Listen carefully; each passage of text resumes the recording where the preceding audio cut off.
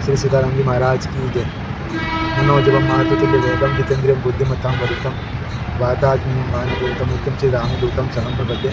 आपदां आपादां दातारं सर्वसंपदां लोकाभिरामं श्री रामं भूयो नमामि। ये जो पंचमुखी हनुमान मंदिर दिल्ली बाईपास रोड पर जो हनुमान जी महाराज विराजमान हुए लक्ष्मण डोंगरी पर, इसका जो जयपुर वासी, यहाँ के क्षेत्रवासी ज़्यादा जानते हैं, जो यहाँ के लोकल लोग हैं। मैं तो क्या है कि यहाँ पर जो गलता घाटी है वहाँ पर मैं रहता था। फिर वहाँ से जो महाराज जी के गुरु भाई थे श्री 1008 श्री राम बालक दास जी महाराज, वो मेरे को यहाँ से गलता घाटी से वहाँ अपने वहाँ ले गए पुराना घाट में, राम लक्ष्मण आश्रम के पास में जो बाल हनुमान मंदिर है, वहाँ पे मैं रहता रहा। तो फिर महाराज यहाँ पे मैं 2014 से मेरा आना जाना था महाराज जी के पास में लक्ष्मण डोंगरी। महाराज जी का नाम पारिवारिक तो लालचंद महाराज नाम से सब जानते हैं, और यहाँ संत समाज में इनको श्री 1008 श्री सीताराम दास जी महाराज के नाम से सब जानते हैं। आपका जन्म भी मुहाना का ही है और ठाकुर जी की सेवा पूजा इनके पहले से चलती है। तो महाराज जी जब आप यहाँ रहते नहीं थे और उनका आपसे इतना वो नहीं था, फिर आप यहाँ के महंत कैसे बने, उनसे आपकी कैसे मुलाकात हुई? क्या मैं तो हमेशा इसमें है ही नहीं कि कहीं अपने को मेहनत बना। आज हमने घर छोड़ा था तो भगवान के भजन करने के लिए, ना कि कोई प्रॉपर्टी या आज़ादी। इसकी तो हमारे घर पे ही था ना पहले से ही, उसको छोड़कर हम वापस उसी में लिप्त हो जाए। तो ये कहाँ का मेरे तो गुरुजी पे आपके आप पे नज़र गुरुजी की कैसे पड़ी? ये वो उनका भाव क्या था क्या नहीं, वो भगवान ही जाने। गुरु जी तो वो उनकी लीला को कौन जान सकता है।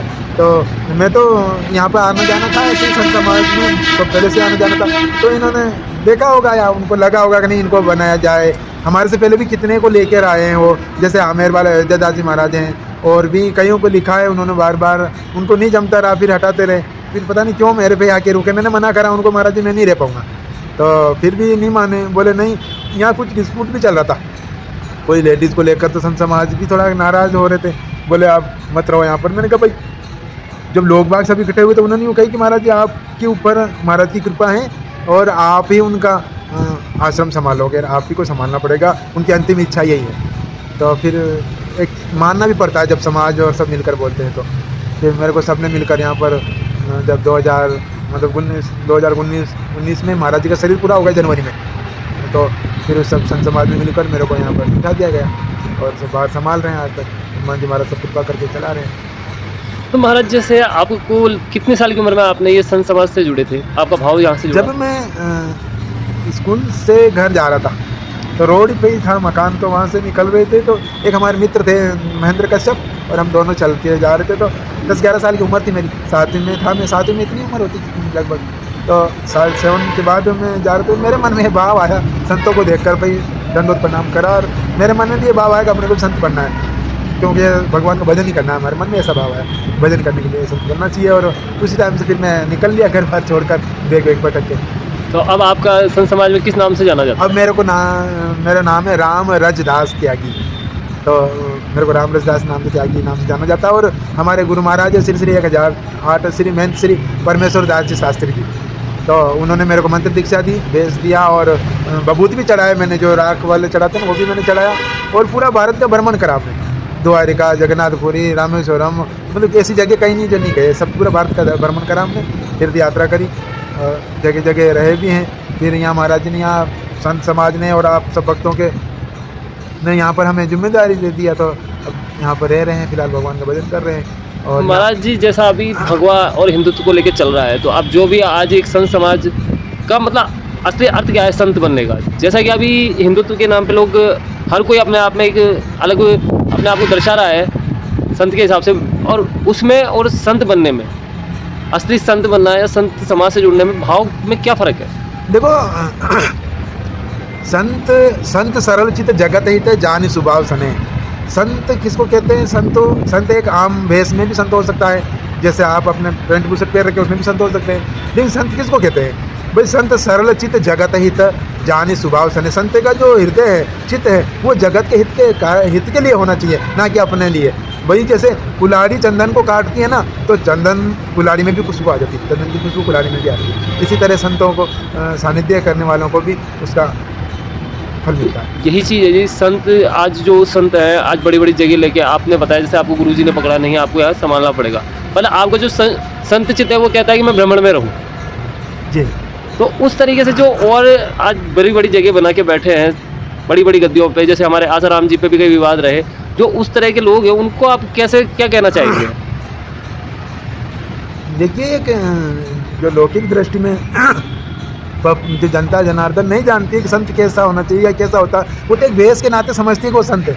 आज आसाराम बापू जी थे जो वो संत नहीं थे, वो गृहस्थ परिवार से थे, वो गृहस्थ थे, बाल बच्चा परिवार वाले, एक वो कथावाचक थे, कथा बहुत अच्छी कहते थे। तो उनको एक जनता तो समझती नहीं है कि संत किसको कहते हैं किसको नहीं कहते, वो सबको एक ही डंडे से हाँकने लग जाते कि ये भी संत है। उन्होंने बदनाम, मतलब उन्होंने जो भी लांछन लगे या जो भी हुआ वो भगवान जाने, अपने को तो पता नहीं।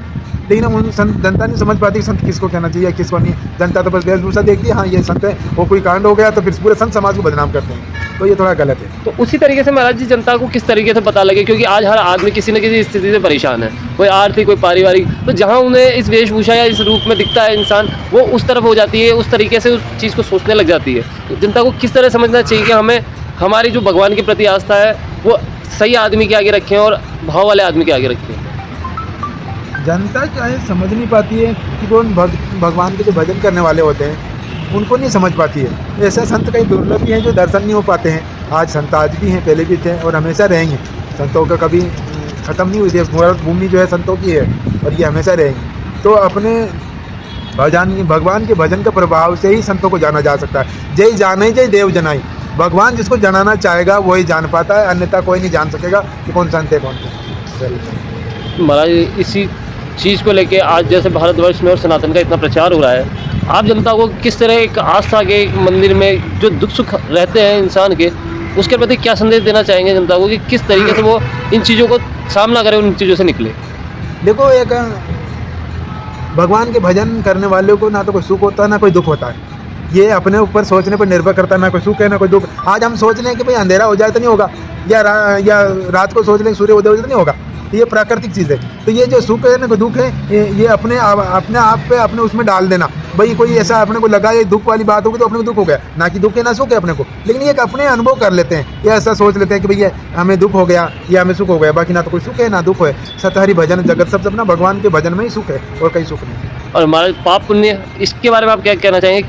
आज जो कल्चर चल रहा है, आज जो गति से दुनिया चल रही है, उसमें कहीं ना कहीं हर इंसान पाप से लिप्त है। तो इस विषय में आप कैसे कहेंगे कि पाप और पुण्य क्या होता है, इसका क्या फ़र्क होता है इसमें?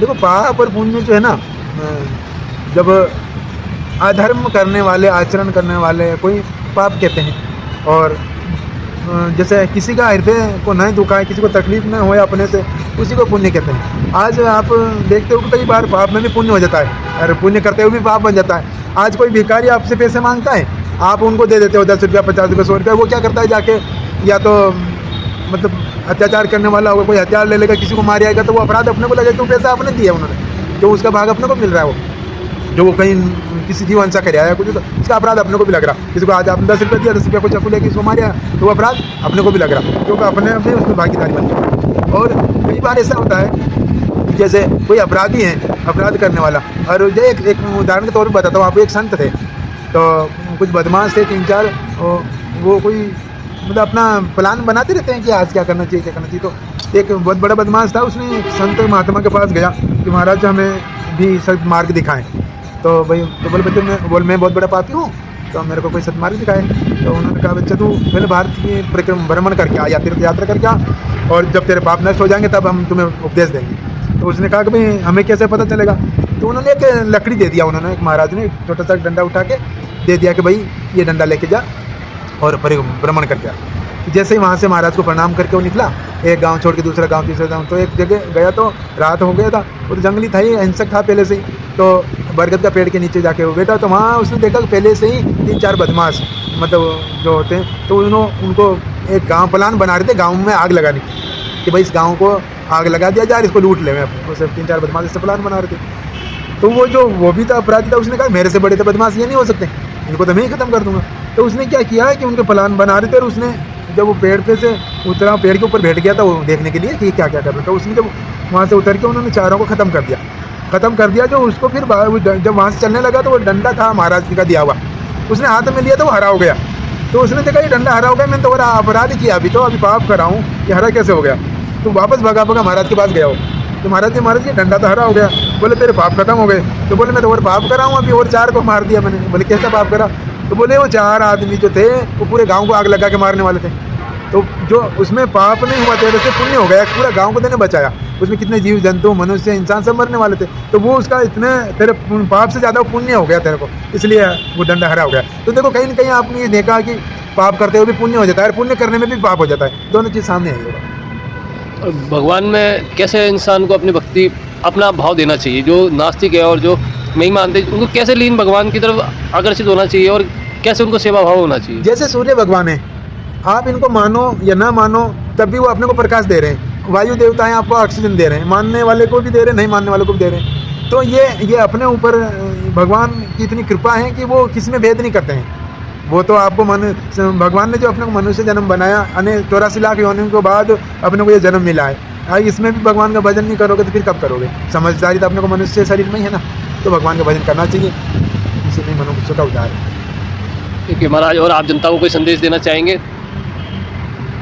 भाई मैं चाहता हूँ कि जनता भी, जो जिसने अपने को 24 घंटा सुरक्षित रखा, भगवान रखते हैं, ऑक्सीजन दे रहे हैं, उनके लिए 24 घंटा ना 24 घंटे की बजाय 24 मिनट तो अपने भगवान के लिए निकालें।